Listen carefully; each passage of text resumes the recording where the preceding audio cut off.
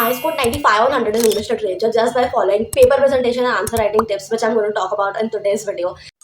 On this real answer sheet, which is provided by Educard 40 sample papers booklet for ICC class 10. So I'm going to talk about how you can use the lines, underline keywords and all those things for paper presentation, and how you can actually write your answer for a perfect score. So now without any further delay, let us begin. Okay, so here comes your answer sheet, okay? And this is the OMR sheet. If you want to know how to fill it, so मैंने description box में link डाली हुई है, you can go and watch that out. मैंने first paper presentation में बोला था that was for English language. उसमें I have spoken to you all that आपको जो अच्छा लग रहा है, firstly जो question अच्छे से strong है आपका कि नहीं मुझे ये question बहुत अच्छे से आता है and I can do this very well. So आप सबसे पहले उसी question को choose करो and that's what I did here. सबसे पहले मुझे question 4 अच्छा लग रहा था जो कि प्रोस का था एंड सेक्शन सी का था. So what I did over here, I just write section C, question number 4, and here the 1, that is the answer number 1, okay. And likewise if you want to do कि नहीं मुझे सबसे पहले यही वाला question करना, मुझे बहुत अच्छे से आता है इसको, इसके मार्क्स मुझे पहले ही कवर कर लेने हैं, तो आप उसी चीज़ को पहले लिखो, okay. Now moving towards how to write the answer, you have to write only those things whatever it is asked in the question. उसके अलावा don't need to write any extra thing, nothing else. जो पूछा है even वो 3 marks का क्यों ना हो, 4 मार्क्स का क्यों ना हो, जो पूछा है वही लिखो. एक्स्ट्रा लिखने से एक्स्ट्रा मार्क्स नहीं मिलते हैं. सो यहाँ पर क्वेश्चन कुछ ऐसा था कि नरेटर कहाँ पर था, वेयर वॉज नरेटर. तो narrator was in the photography studio. That's it. आप लोगों को सिर्फ इतना ही लिखना है, मैंने उतना ही लिखा. और अपने को एक तरह से कीवर्ड्स को हाईलाइट करना है. यहाँ पर कीवर्ड था हमारा फोटोग्राफी स्टूडियो. क्यों?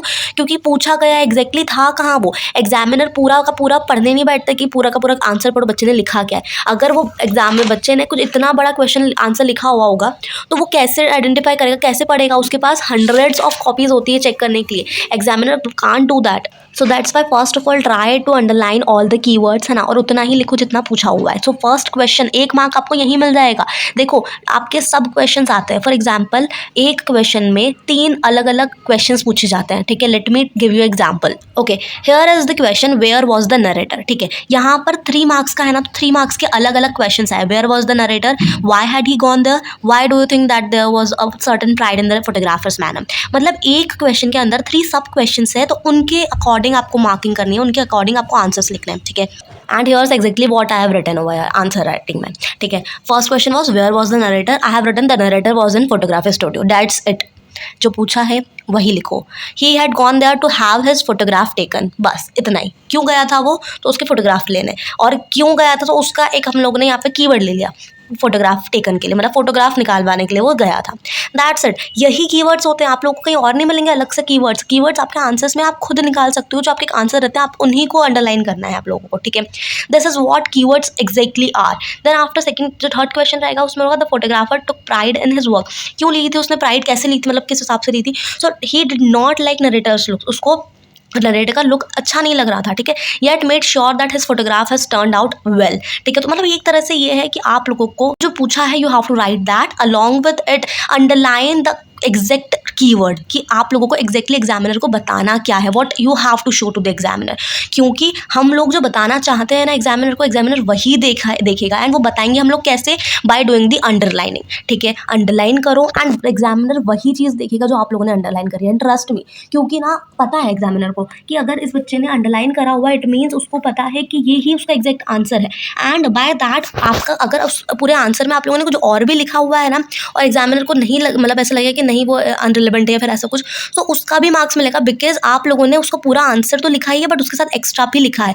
बट एक्स्ट्रा लिखने में एक्स्ट्रा मार्क्स नहीं मिलेंगे जितना है. अब जैसे फर्स्ट मार्क यहाँ मिल गया, सेकंड मार्क यहाँ मिल गया, थर्ड मार्क यहाँ मिल गया, तो 3 मार्क्स तो आपके मिल ही गए हैं. अब आप इसके बाद में कितना भी लिखो आपको मार्क्स नहीं मिलना है. बट ये रहेगा कि हाँ अगर आप लोगों का इसमें कुछ हाफ मार्क कटा है फिर कुछ, तो उससे वो कवर हो जाएगा एक्स्ट्रा लिखने से. That's it, nothing with related to that. Now talking about what you have to do after completing an answer, after underlining every keyword. Okay, ऐसा नहीं है कि पूरी की पूरी लाइन का अंडरलाइन कर लो. You have to underline only the keywords. आप लोगों को जो दिखाना है एग्जैक्टली एग्जामिनर को, ठीक है. आफ्टर दैट ये देखो जो अंडरलाइनिंग वाला पार्ट है ना, you have to do this in the last 10 to 15 minutes, ठीक है. क्यों करना है, क्योंकि उस टाइम पे आपका अंडरलाइन करते करते you will get to know कि हाँ मैंने एक एक आंसर बिल्कुल परफेक्टली लिखा है और कुछ छूटा तो नहीं है. एक तरह से कॉपी चेक हो जाएगी आपकी, रीचेक हो जाएगी, ठीक है. So you have to do this at the end after writing the whole exam. उसके बाद में now talking about second question question पर जब आते हैं तो you have to leave 2 lines between every question. Okay, every answer you have, after every answer you have to leave 2 lines and in between of 2 lines you have to draw 1 line. ठीक है, like this. उससे आपकी exam sheet बहुत neat and clean दिखेगी. Just look at this. It's too nice and too neat and clean. Okay, and जब second question पर आते हैं ना हम लोग, देखो मैंने यहाँ पर आप लोगों के लिए 2 ऑप्शन दे रखे हैं. फर्स्ट ऑफ ऑल तो ये कि आप विदाउट लाइन लीव करें और तीनों जो सब क्वेश्चन है, ये तीनों जो सब क्वेश्चन है उनके तीनों के आंसर एग्जैक्टली मतलब कंटिन्यू लिख लो, है ना, without leaving any line. But second option is this, आप लोग एक जो सब क्वेश्चन है उसका आंसर एक बार लिखो and after leaving 1 line second sub question का आंसर लिखो. That's what you can do for keeping your answer booklet neat and clean. ठीक है, ऐसा भी कर सकते हो and you can go with this way too. Now moving towards another point that is third. अब देखो यहाँ पर ये जो क्वेश्चन है ना, दिस इज ऑफ 3 मार्क्स. ठीक है, 3 मार्क्स का क्वेश्चन है ये, बट मैंने इसको लिखा है सिर्फ और सिर्फ 2 लाइन्स में, और ये तो हाफ लाइन भी नहीं हो रही है. ठीक है, तो अगर हम लोग ऑल ओवर देखें तो 2 लाइन्स में मैंने लिखा है सिर्फ और सिर्फ 3 मार्क्स का आंसर. अब इसको समझो, इसमें मुझे पूरे के पूरे 3 मार्क्स मिलेंगे एंड ट्रस्ट मी मिलेंगे ही मिलेंगे. बताइए क्यों? Because I have written everything whatever it asked in the question. Let me show you that. The question is asked that which of the narrator's facial features had the photographer altered. कौन से facial features photographer ने alter करे थे? तो कौन कौन से facial features करे थे? Eyes, eyebrows, forehead, hairline and mouth. बस यही पूछा है ना हमारे क्वेश्चन में, तो वही हम लोगों ने आंसर में लिखा है. हम लोगों को पूरे के पूरे मार्क्स मिलेंगे. And I have already written this kind of answers in my real exam and that's why I got 95, क्योंकि जो एग्जाम में एग्जैक्टली पूछा गया है वो मैंने लिखा है. ठीक है, एंड इससे परफेक्ट आंसर आपको कहीं भी नहीं मिल सकता. This is what examiner asked to you in the questions and this is what you have written over here. That's it. सिर्फ इतना ही लिखना है आप लोग को जो पूछा है एग्जैक्टली वो. उल्टा घुमा फिरा के लिखने की ज़रूरत नहीं है, डायरेक्ट लिखो क्या करा था, ख़त्म. आई थिंक कि आप लोग को ये सेकंड वाला ऑप्शन चूज करना चाहिए कि सब क्वेश्चन जो है फर्स्ट सब क्वेश्चन उसका एक पैराग्राफ में लिख दो, देन 1 लाइन लीव करके सेकंड पैराग्राफ में, देन 1 लाइन लीव करके थर्ड पैराग्राफ में. So it would be better. ठीक है, क्योंकि अच्छा दिखता है, वो सही दिखता है, समझ आता है कि हाँ फर्स्ट सब क्वेश्चन का आंसर ये है, सेकंड का ये, थर्ड का ये. यहाँ पर बहुत हौच पौच हो रहा था कि मतलब पता ही नहीं चल रहा है कि फर्स्ट क्वेश्चन का आंसर कहाँ लिखा हुआ. नो ओरिजिनल फेशियल फीचर्स लिखा है, कीवर्ड है एक तरह से कि हाँ यही पूछा गया था क्वेश्चन में, टिक करके 1 मार्क दे देगा. That's it. सिर्फ यही करना है आप लोग को. And after that completing the whole question. ये क्वेश्चन 4 था, सेक्शन सी का क्वेश्चन 4 करा आपने, first second third fourth fifth कर लिया and after that draw 2 lines, जिससे कि समझ आए कि हाँ इस पूरे क्वेश्चन का कंप्लीट हो चुका है आंसर्स. ओके, अब मुझे प्रोज बहुत अच्छे से आता था. व्हाट आई डिड, प्रोज का मैंने क्वेश्चन नंबर 4 भी कर लिया और क्वेश्चन नंबर 5 भी मैंने कर लिया. So this is what I did, same way.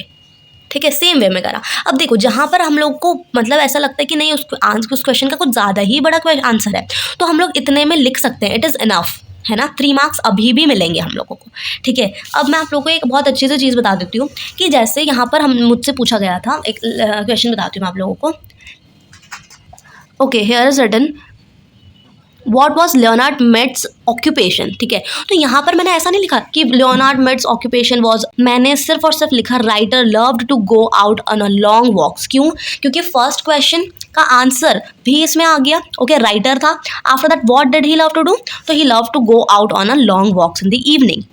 That's it. मतलब कि 2 सब क्वेश्चन का आंसर मैंने एक ही में लिख दिया. This is how you have to write your answers. And यही जो टेक्निक्स होती है ना, कुछ टेक्निक्स, इससे एग्जामिनर बहुत ज़्यादा इंप्रेस होता है and he will give you full on full marks. Trust me, this happens a lot. अगर आप लोग सीधे सीधे लिख देते कि Leonard Mead was a writer, तो कोई मतलब नहीं होता, वो सिर्फ ठीक है देखता कि हाँ ठीक है इसने छोटा सा लिखा है आंसर, वो है ठीक है.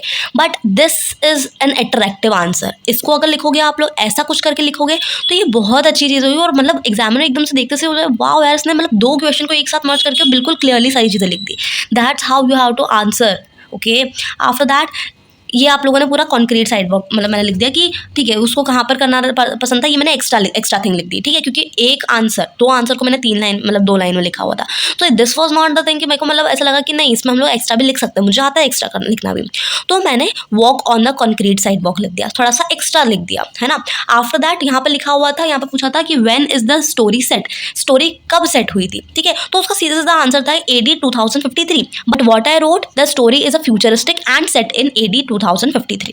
This is what you have to write, क्योंकि इससे ना थोड़ी सी चीज़ बढ़ती है और आपका आंसर और अट्रैक्टिव लगता है. Okay, you can go with this kind of things. Now talking about next thing that is like this. ये तो नॉर्मल सा आंसर है, आप लोग सब क्वेश्चंस करके एंड वो सारी चीज़ें कर सकते हो.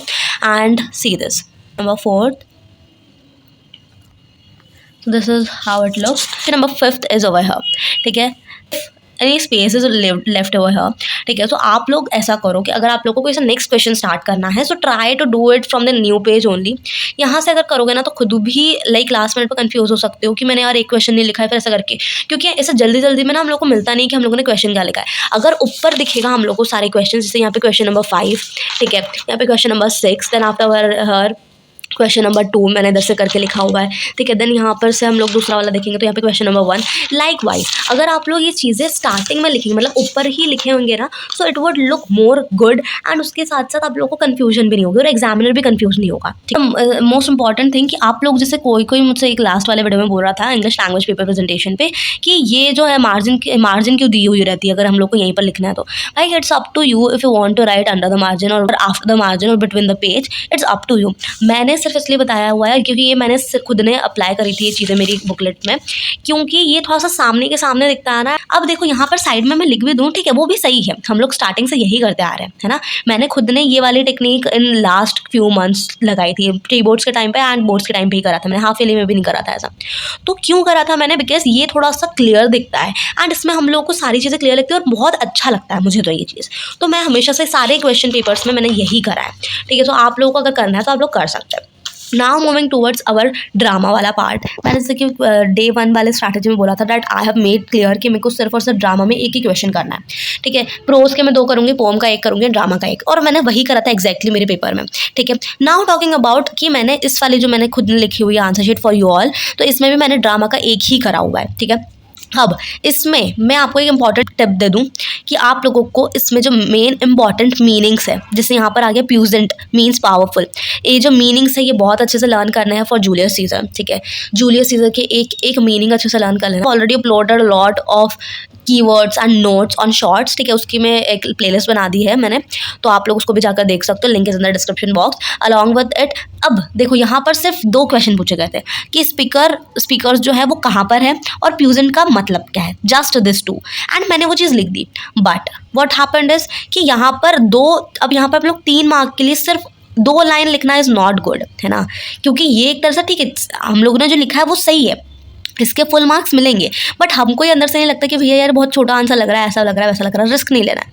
सो व्हाट आई डिड, मैंने थोड़ा सा एक्स्ट्रा लिख दिया कि मैटलेस सिंबल जो था वो बेग कर रहा था कि माइटी सीजर जो मोस्ट हम्पली है तो लिसन करो उसकी प्ली को. ठीक है, ऐसा करके सो ये मैंने थोड़ा सा एक्स्ट्रा लिख दिया. What happened, nothing happened. थोड़ा सा एक्स्ट्रा लिख दिया सो दैट एग्जामिनर भी खुश, मैं भी खुश और सारे मार्क्स भी मिल जाएंगे. ठीक है, नेक्स्ट मैंने यहाँ पर इसका ईडीज ऑफ मार्च भी लिख सकती थी मैम. ठीक है, बट व्हाट आई डिड, मैंने उसको एक्स्ट्रा करके 15th ऑफ मार्च भी लिख दिया. क्यों लिखा, बिकॉज एग्जामिनर को लगना चाहिए कि इस बच्चे को कुछ आता है, इस बच्चे ने कहीं से चीटिंग नहीं करी, इस बच्चे ने सारी की सारी चीज़ें पढ़ी है and he knows exact meaning of a small thing as well. तो वो चीज़ आप लोगों को समझ में आनी चाहिए, आप लोगों को वो चीज़ अप्लाई करनी है. एग्जामिनर को सिर्फ ये बताना है कि हाँ हमने पढ़ाई करी है और हम लोग को ये चीज़ें आती है. जितना अच्छा लिखोगे और जितना अच्छा बताओगे ना, उतने अच्छे मार्क्स मिलने हैं आप लोगों को. ठीक है, तो ये चीज़ कर सकते हो आप. देन टॉकिंग अबाउट यहाँ पर आप लोग मतलब अंडरलाइन वगैरह तो बहुत अच्छे से करनी है फॉर कीवर्ड्स, है ना. Then here comes this and next last question is this. अब आप लोगों के इसमें मेनी टाइम्स क्वेश्चंस आते हैं जो लिखे हुए आते हैं गिव एनी प्लॉजिबल रीजंस. ठीक है, तो वो आपके खुद के ओन वर्ड्स में लिखने होते हैं. Please try to write them in points. ठीक है, मैंने यहाँ पर लिखा हुआ है कि आप लोग प्लॉजिबल रीजंस को पॉइंट्स में भी लिख सकते हैं फॉर बेटर प्रेजेंटेशन. जैसे मैंने फर्स्ट रीज़न यहाँ पर लिखा करा हुआ है, सेकंड रीज़न यहाँ करा हुआ है, थर्ड रीज़न यहाँ करा हुआ है. ठीक है, तो आप इनको ऐसे करके पॉइंट्स में भी लिख सकते हैं. फर्स्ट तो ये लिख देना my sympathy lies with Julius Caesar. ठीक है, आप लोग अगर उसको पॉइंट्स में लिखोगे ना तो ट्रस्ट में पॉइंट्स में लिखने से बहुत अच्छे मार्क्स मिलते हैं. पैराग्राफ में लिखा है तो कीवर्ड्स तो अंडरलाइन करने ही करने हैं. ठीक है, okay, so this was all about this. Now moving towards MCQs. अब आपको इसमें कैसे करना है, क्योंकि ये तो यार बहुत ईजी टू स्कोर मार्क्स होता है. ठीक है, अब आप लोग इसमें क्या करोगे, आप लोगों का आंसर सबके आ गए, सब कुछ हो गया, but first of all for saving your time ऊपर क्वेश्चन नंबर लिख दो. ठीक है, यहाँ से लेके यहाँ तक सेकंड पेज तक 16 रोमन नंबर्स डाल दो. ठीक है, बाय लीविंग 1 लाइन. ठीक है, 1 लाइन लीव करके 16 रोमन नंबर्स डाल दो ब्लैक पेन से. ठीक है, आफ्टर दैट आप एक पेन उठाओ, आपका क्वेश्चन पेपर उठाओ, उसके बाद में मार्किंग्स अच्छे से चेक कर लेना कि वो कौन सा ऑप्शन है, C है, B है, A है, D है, कौन सा है. उसके लिखने के बाद में आप अपना पूरी की पूरी स्टेटमेंट लिखोगे. ठीक है, यहाँ पर ऐसे पूरे जो भी आंसर है उसके वो दैट्स इट. आपके जो ऑप्शंस है वो ऑप्शन नंबर अच्छे से दिख रहे हैं। एग्जामिनर को सिर्फ और सिर्फ ऑप्शन नंबर से मतलब होता है, वो ये सब चीज़ नहीं देखता है। बट ये क्यों होती है? जिससे कि अगर गलती से ऑप्शन नंबर गलत लिख दे बच्चा और अगर आपने ये सही लिखा है तो आपको इसमें भी मार्क्स मिल सकते हैं, ठीक है, चांसेस पूरे पूरे हैं। So that's why we write both the things, option number as well as the options. At the end आप लोगों को ऐसे करके एक लाइन, 2 लाइन ड्रॉ करनी है for ending the whole question paper. And this was all about today's video. आप लोगों को यहीं पर बहुत सारी टिप्स मिली है related to answer writing, related to paper presentation. If you like this video, so subscribe to the channel, share it to your friends and comment down below that what you need for English literature, क्योंकि English literature में I have a lot of things, keywords है, notes है, then उसके बाद में paper presentation तो मैंने of course डाल ही दिया, important questions है, there are a lot of things. You just comment down below and I'll provide you all. So yes, this was all about today's video. I hope it helped you. Thank you so much for watching. Bye bye.